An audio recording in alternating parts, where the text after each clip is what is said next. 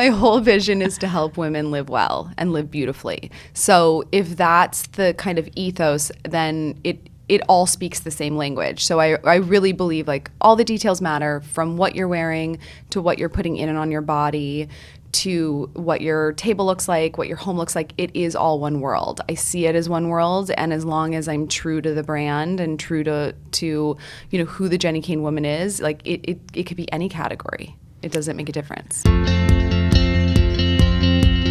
Well, thank you so much for coming into the studio. I'm really excited to talk to you about your whole journey, but we have Jenni Kayne in the studio today.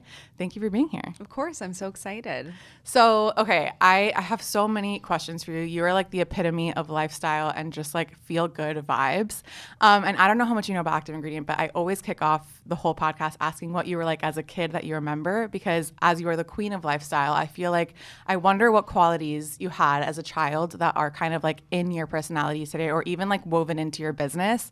But yeah, what were you like as a kid? What was little Jenni like? Totally. Yeah, I love that. I was spunky. I definitely had a lot of personality, but I also am like a quintessential Virgo, so always very, very organized, attention to detail when it comes to everything in my life. And I remember when I was a little girl, it was super specific about what I liked, what I didn't like, rearranging my room all the time, redecorating everyone's rooms, kind of helping everyone get dressed. I really paid attention to how everything looked and how I wanted everything to feel. Well, are you an only child? I'm not. Okay. No, I'm the eldest. Okay, wait, I wonder okay, so you're a Virgo, so that definitely like has something to do with it. But I wonder what was in your surroundings at the time too, to like even pay attention to those things. Like, was your mom like that? Your dad? My mom has great style for sure. And she was always like, kind of, our house was the center of the neighborhood and always bringing kids over and entertaining. And she had beautiful taste, but no, it was just something inside of me that I always wanted to create. I always wanted to kind of design, and really the details were what drew me to kind of be creative.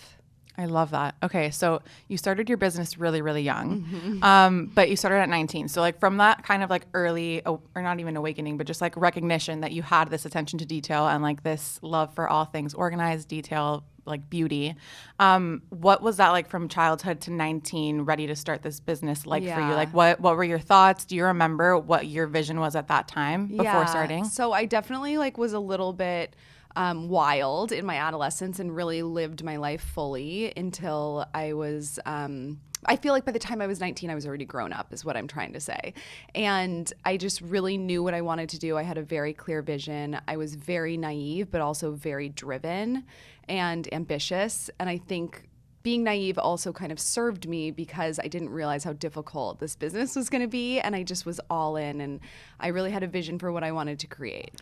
How? Like how at that, I understand that it's like so innate, but it's like, first of all, I envy people. That's literally why I have this podcast, that just have that certainty and that they know. Yeah. Like how did that happen? Like how, I guess like, walk me through to like the point that you're like, I'm going to start a business. Also, you were 19. I feel like that feeling I've at least seen in my career and like the people that I surround myself with happens a lot of the times like 25, like 25 to like 35, you get like a surge of that. That's really young to have had that feeling and to have the certainty that you can do it. So I'm just like, how the hell did you When I was 8 or 9 years old, my mom took me to a Chanel charity fashion show. Linda Evangelista was in it. It was so inspiring. I still remember the black velvet dress I wore. I remember my mom's black two-piece outfit.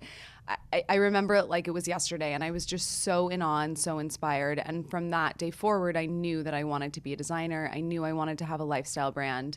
I grew up super quickly. I worked in addition to going to school, but by the time I was 19, I just knew what I wanted to do. And I had made these connections in Italy from working in fashion. And so I found a pattern maker, and I found someone to help me resource fabrics. And I just was like really hands-on and gritty and excited and didn't really realize what I was signing up for. Okay, how did your parents take this? Because I feel like at 19, I mean, it sounds like you had the confidence and the certainty, which I'm sure like for any parent is like, okay, got to pay attention. How did they take that? And also like what were you doing in Italy before? Were you actually physically in Italy or just liaising with Italy? I was physically in Italy. I was working for a brand that no longer exists that had a store, and I would do all of the buying. So at 18, I was going to Paris and to Italy, and I was buying Galliano and Gaultier and Miu Miu and all these amazing lines. And I would go with other people who would just, connect me. And I don't, honestly, when I look back, I don't even know how it happened. I think that's why I talk about being kind of naive, is like, I just didn't even realize how hard it would be, what it would entail, and that 20 years later I would be where I am. Even though in my wildest dreams I had hoped, the fact that it's come to fruition. So I always think like energy and putting your intention out there is so powerful. Totally. And I think also something I've learned during this podcast, like even if it's not like extremely clear, it's like following the breadcrumbs or like following like that like curiosity or whatever. You have like a tiny inkling, like it may not be an extremely clear vision, but just like seeing where that takes you. And clearly it can take you to Jenni Kayne 20 years later, Yeah. And my parents were very supportive. My dad is my partner. He basically said to me, I'll help you for 3 seasons. And I'm so lucky that we're still partners today. That's absolutely incredible. So what was your vision when you started? So I wanted to be a lifestyle brand. I looked to Calvin Klein, I looked to Ralph Lauren and all these great American designers that had these lifestyle brands where everything you see they made, and you walked into the room, you walked into the store, and you understood what the brand was about and the DNA and exactly who they were. So I really wanted to be kind of the West Coast version of that. So I always had aspirations to do lifestyle, but not until the last couple of years did I have the bandwidth and the team to support it. So I'm so excited to have launched furniture, skincare, and hopefully much more. So you started with fashion though? Yeah, I started traditional fashion line, 19. My first fashion show was fall 2003. Wow. And what's your dad's background? Does he have like kind of a lifestyle brand experience? No, my dad's in finance, and he's just an incredible businessman and mentor, and I'm very lucky. Because I'm curious, and I'm sure that listeners are probably like, I have this vision for this grand thing, and there's obviously stepping stones. And like you said, like there was like points that you didn't have the bandwidth, but like how did you go about your first steps? Like, did you think like, okay, for the first like 2-3 years, I'm going to hyper focus on fashion and be known for this feeling in fashion, and then 3 years down the line, or were you still in that zone of like, I'm just going to see how this goes? I wish there was more forethought. No, I really was in the moment and just trying to do the best that I could, building the categories that I had, knowing that at the end of the day, I'd love to have more, but never really knowing if that was going to happen, like just having kind of the vision and the intention. And then I'm more of the creative. So after I had my first 2 children, it became very difficult for me to also run the business. I found a great CEO and partner who's really built Jenni Kayne up, and she is the one who has given me the ability to be so creative in these other categories, because she's created an amazing team of women.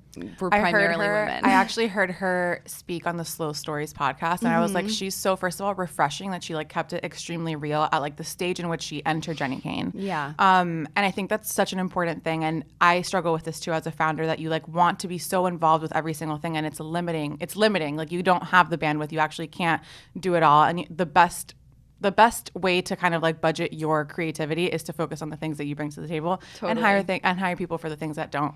But throughout this whole like trajectory, like what did you find before you brought the CEO that helped kind of move things along? Like, did you actually feel the growth up until that point, or were you kind of stagnant and you were like, I think that we need to like switch things up and like bring someone in? No, I definitely felt the growth. There were, wins and losses along the way. And I think what really changed my business was in 2008, obviously, it was a very difficult year for everyone, and I couldn't rely on wholesale anymore. And I was a traditional wholesale business. So I really looked at like, what it was like to have my own store, which was kind of keeping me afloat, and the idea of opening more stores. So that really was like a pivotal point for me, where we're basically a direct-to-consumer business at this point. Most of our business is online, but then also in stores. We have 12 going on like 15 right now. And I just love the idea that a woman can walk into the store and understand what the Jenni Kayne world is all about, and also that I'm curating it, designing it. I'm super inspired all the time. And just like you said, like, you want to stay in your lane and hire people that are better at everything else than you are, so that you can stay inspired. I'm curious, as a Virgo, as someone who like really like likes to have things a certain way, how, like, what did you do to release that? Because I find that that is the hardest part when it's, first of all, it's literally a brand with your name on it. And like, even though you can recognize what your lane is and what those things are, it's really hard to be like, oh, I'm actually not going to be super involved in the numbers and like not have, like, you know, where I struggle is like, I need to have a baseline knowledge on all the facets. And I think that that also holds me back from like being involved or holding on tight. Like, what did you actually do to be able to release that a little bit more? Yeah. So I think, authenticity is important, and as long as everyone on the brand knows that the brand needs to stay true and authentic to its DNA and to who Jenni Kayne is, and then I am able to step back and really trust. I feel like building a great team and really kind of letting them do their jobs is so important, especially for company culture. I don't believe in micromanaging at all, but as you said, it's really good to like have these check-ins and be involved so that you do know what's going on, because it is your business. Exactly.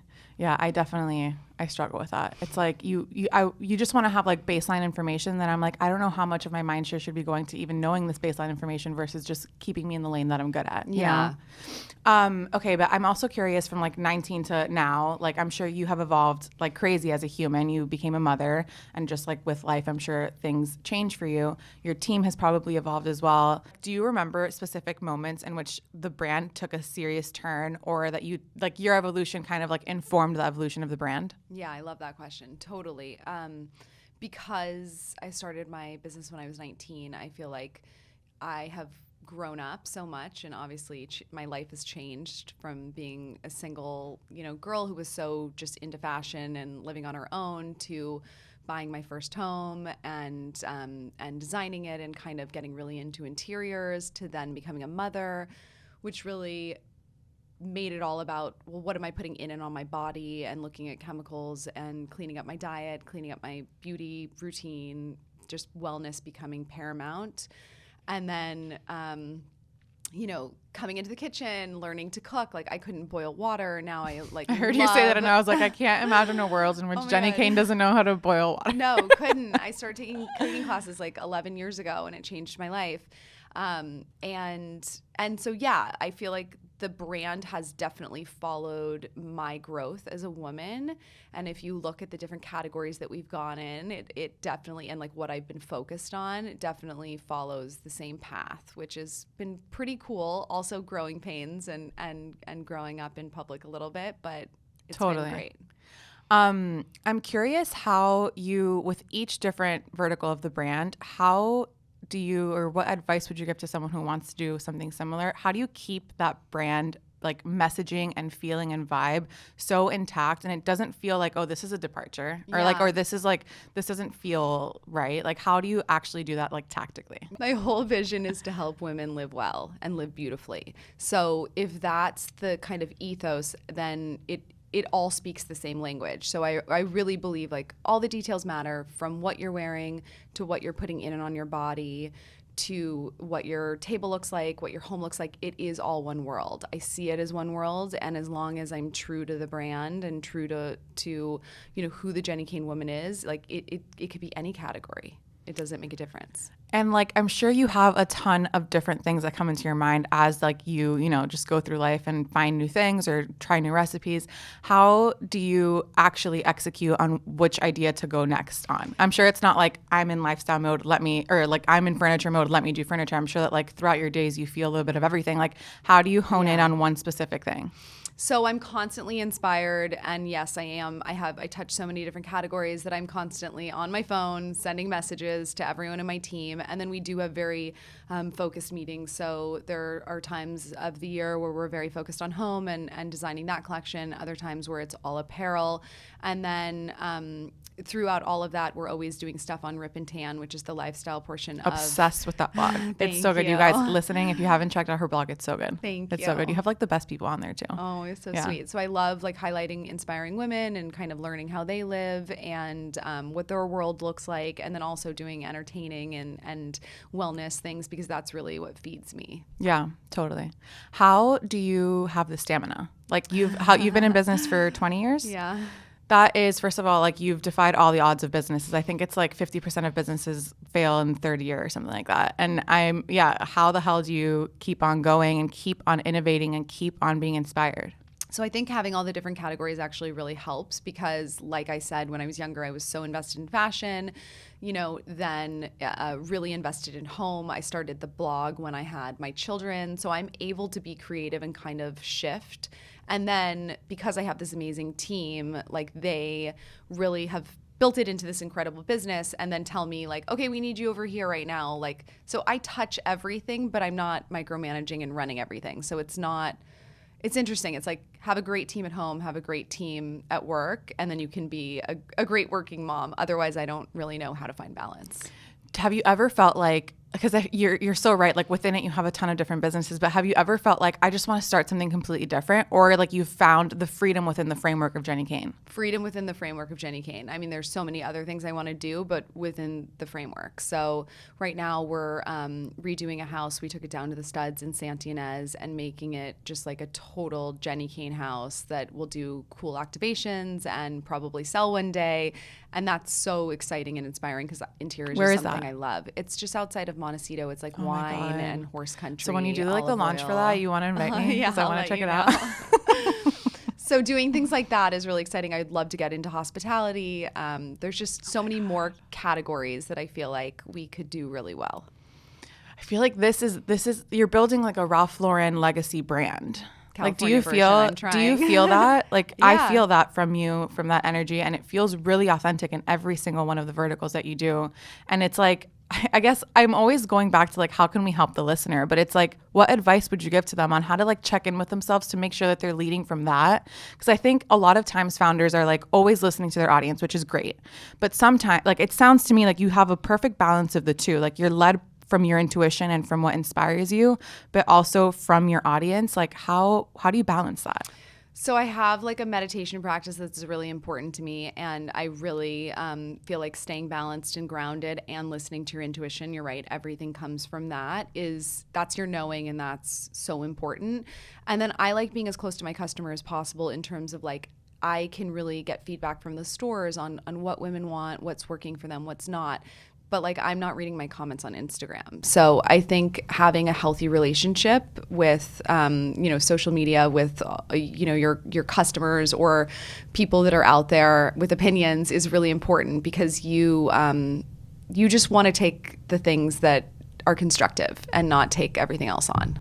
How did you start into that practice? I'm like so curious about high achievers and like how they actually systematize those things, and it is a practice and it actually does take showing up the days that you don't want to. So how did you first get into that and hone that? I think that's the most important skill set any founder should have, is like being able to tap into that intuition. Yeah, I mean, I think that in my spare time, I'm always trying to learn more about myself and find balance and happiness, like we all are, you know? So I have two friends that started this amazing program called Well Soul, and they do these like mind-blowing retreats where they bridge energy work with traditional therapy. So that became like a really pivotal moment for me when I went to their workshop a couple of years ago, and I've just made it a part of my life, which I think keeps me pretty grounded and sane.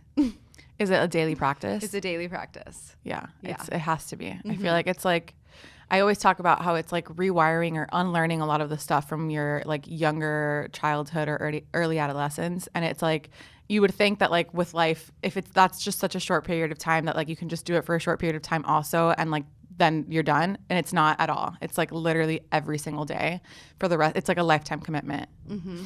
I agree. I'm curious, what is next for Jenni Kayne? Like what process are you in right now?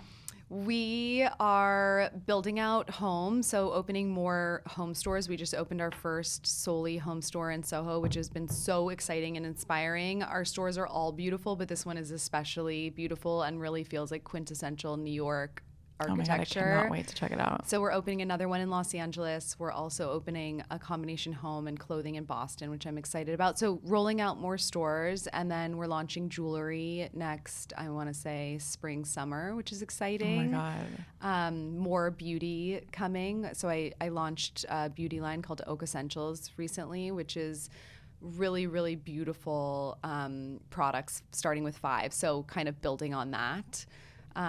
So sky's the limit. I feel like I feel like I've asked this question like 4 different ways, but like what is the actual process from like idea to execution to a new category? Like is it a year, 3 years? Like what does it look like? Every category is different. So like furniture has been more difficult than clothing in terms of finding the right manufacturing, getting the materials, especially with COVID, has been very difficult. And then there are like large scale items. So like getting all the details right and sending samples back and forth, like maybe where clothing would take more like 6 to 9 months to develop the collection, this is taking a year. Wow. Yeah. Damn. Where do you get your inspiration from? I feel like I said this in my questions, but it's so true. Like everyone has Jenni Kayne items in their Pinterest boards when they're manifesting their houses. Like everyone. Where do you go to? What's your... Honestly, nature. So when I'm on vacation, when I'm like quiet and out in nature, that's where I feel like my inspiration really starts flowing. And I think that's also like about stress levels. Like when you're stressed and you're doing too much, it's very difficult to be inspired, and that's where I think things get forced. It's like your energy gets cut off, so it doesn't flow within your whole body. Yeah. And then in terms of like, digital things, I feel like I am a big Pinterest girl. I have lots of private boards on my Oh Jenni my God, Kayne. one day you should say like one day only. My Pinterest boards are open, guys. Totally. So, I mean, I'm inspired by tons of different architects, artists, designers, and chefs and so many people. So when you're inspired, what's the next step? Like, are you like, oh, wow, like this tree really did something, or this architect's place, like really just what's the next step? Like, do you then like write something to yourself or talk to someone about it? How does that go from feeling like struck by inspiration to execution? I feel like it depends on what it is. So, I mean, honestly, I'm always on my phone, unfortunately. So it's like lots of like, oh, this came to me. Like now I'm going to send it in the right direction. But who's that person? Who's the right direction person? Every category is different. So it just depends. But what would you say to someone who's just starting? Like, what's the role to fill for someone who has that, like who's in that same zone as you? Like, how do you then execute, Right. So I guess I have an assistant designer who will sketch whatever I am inspired by and trying to create. And then we'll have like several meetings where we kind of discuss it. Then we'll start making samples. And then I think what's interesting about our team is we're very collaborative and we're also very numbers driven. So as much as it is about creating beauty, we want to create beauty that women want from us. So we have these marketing meetings, and we have all the buyers and the marketing team together, and they really like weigh in on all the styles and what they think will work, what won't, what our customers are asking for, what's important this season because of the weather or things like that. And so it becomes a very collaborative exercise rather than like people working in silos on their own. Yeah. I don't know if I answered your question. I honestly, I personally feel sometimes that I'm like, I have all these amazing ideas. And then that's why I asked the question about like, when you have all these amazing ideas, how do you hone in first? And like, what is the one to actually execute on first? Like in what order? Because there's so many. So that I feel like that is where I like stay in my lane. And I'm kind of told like, I'll come up with all these ideas. And then my CEO or other people in higher positions are like, okay, no, we're not doing this right now. Like I really want to do denim. Julia's like, we're not doing denim. I'm like, and you're okay, open to that? I'll just wait until you're ready to do denim. And when you're ready, I have like 17 ideas. Wow. What is your zone of genius? Like, how do you manage like being told I can't execute this right now? Like, what is your first part of the question is like, what would you say in your ideal world? Like if you're, and maybe you are already living it, it kind of seems like you are, but like Jenni Kayne's ideal, like day to day that you feel like you're extracting the best of you. What does that look like? I mean, every week and every day is different depending on what's going on with the business, but where I feel like am value add at this point is setting the tone for what everything looks like. I design all the clothes, the accessories, the furniture. I style everything. So the way you see it all in shoots, I've created that look, but then I'm not on the shoots. Like I don't need to micromanage them putting it on the model and making sure the photo comes out because my team is excellent at doing that. And then when it comes to buying everything for the store, I'm super hands-on in the process, but I am looking to the marketing and the buying team to look at the numbers, to look at what's working, to look at what people are asking for, because I think the answer to the question is I'm a businesswoman, and as much as I want to create beautiful things, I want to create beautiful things that are going to sell and that women are going to love. And you feel like that's you, like you are both of those sides of the brain. Like you're just as energized and alive by the business side as you are by the creative. Totally. That's really rare. That's really incredible. And like, I think that also maybe Ralph Lauren has that also, because I think that that's what you actually need to have legacy brands like those, you know? Mm-hmm. And I don't know if maybe if you find like a counterpart who's like actually yin to yang, for anyone listening that may feel like one or the other, that could work as well. But I think that that's the magic, is that you yourself are both of those things.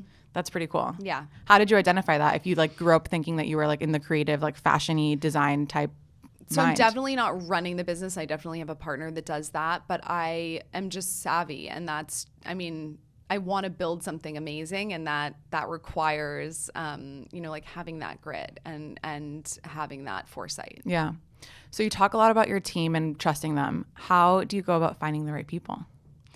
Oh my gosh. It took so many years to find the right people, but once I found the right people, then I rely on them to find the right people. So it's incredible, like coming here for my Soho opening and my second book, Pacific Natural. It's all on interiors, which is really exciting and inspiring. And I'm surrounded by these incredible women, on my team, a lot of them newer faces, and it's just really great to see the passion and the drive and how good they are at what they do. That's the key. And it's like, how did you find those first ones that then found the next ones that then found the next ones? Like LinkedIn. I mean. Really? Yeah. And at what stage did you start finding the right people? I would say in the last 6 years, I found like post a really Julia? solid. Her name's Julia? Yeah. So finding Julia and post Julia has really been like. So there's like a life before Julia and a life after Julia. Totally. The life before Julia was like definitely not as, the growth was not as quick. Like it was not as serious. And Julia came in and she was like, I think we can like turn this into something incredible. And I was like, great, let's go. Amazing. I'm also curious because I did hear her slow stories and like the phase in which she came into Jenni Kayne. And it seemed like she was doing a lot of foundational, like cleaning up, getting like systems and processes in place, which I think it totally makes sense. Like, I mean, if you're like running a business and like kind of just like figuring it out as you go and don't have those systems in place, of course, there has to be like a cleanup process to be able to launch from there to a different type of business. Totally. How did you guys work together on being able to like clean up and like create foundations while like the train is in motion?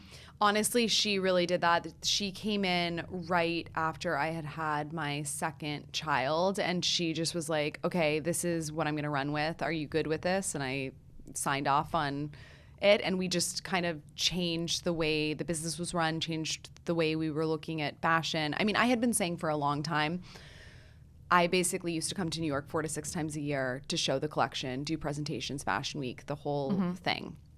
And you're dependent on these buyers. You have no control over what your clothes are going to look like in the stores. And it's just like a hamster wheel. And it's a lot of money that's going into all of these marketing expenses. And it just didn't feel like it was necessary anymore, or was like really moving the needle. So I had been saying to her, like, why do we need to create newness every season? If this is our bread and butter and this is what we're selling, like we know we can sell the Fisherman in these 5, basic colors every season. Why are we like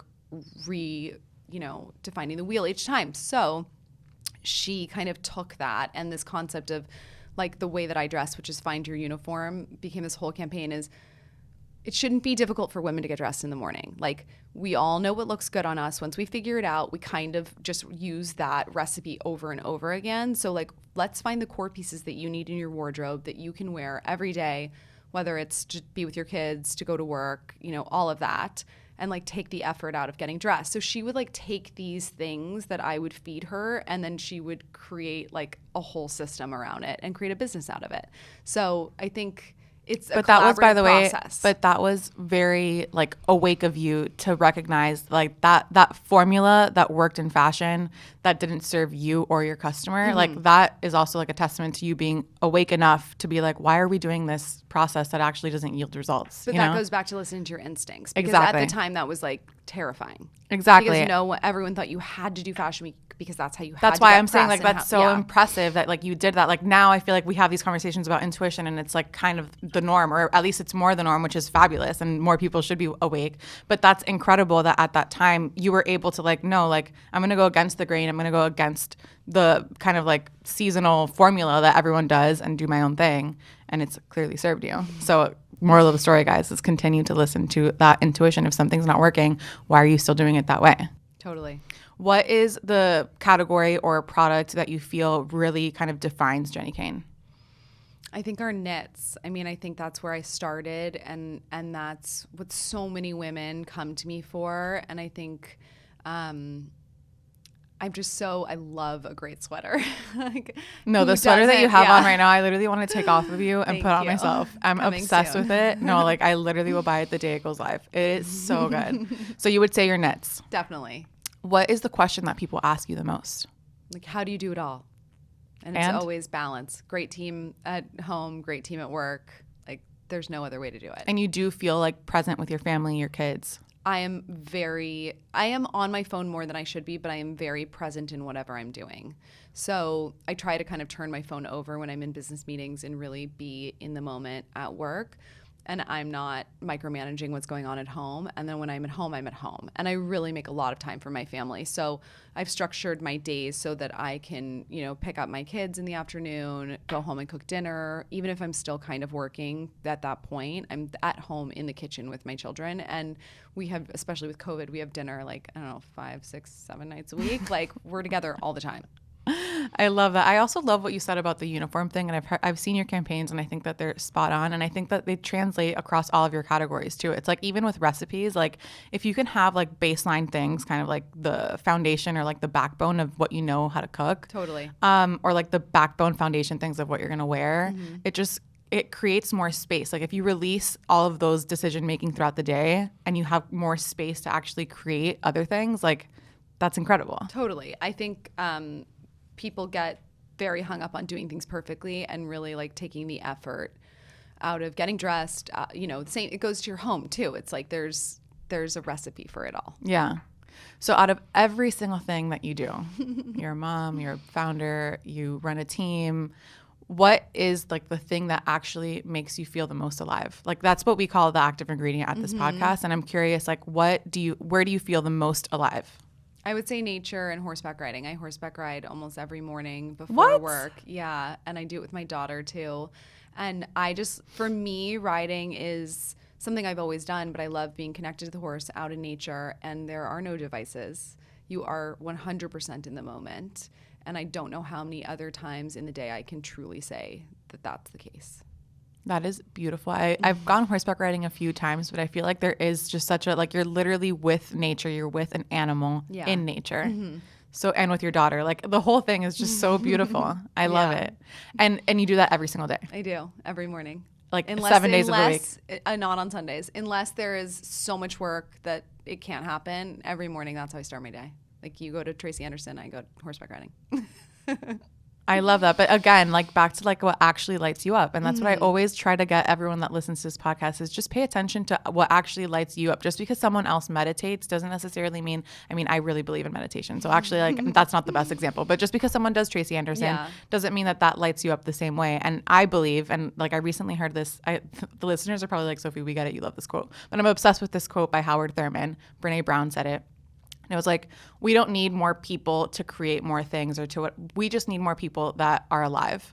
And that's it. And then that could, take the form of creating a brand or creating whatever. But if it comes from a place of being alive, that's where the magic happens, I love that. What advice would you give to someone who is currently wanting to feel that like alive feeling or sees you kind of, built this like beautiful, incredible life and doesn't know like the questions to ask themselves or the first steps to take? Yeah, I think I'm being repetitive, but listening to your intuition, I like to kind of write down my intentions using all positive language, like no negatives, and very descriptive language. That's something that we practice at WellSoul. And so like really putting it out there exactly as you see it happening, exactly as you want it to happen, usually it will happen. I love that.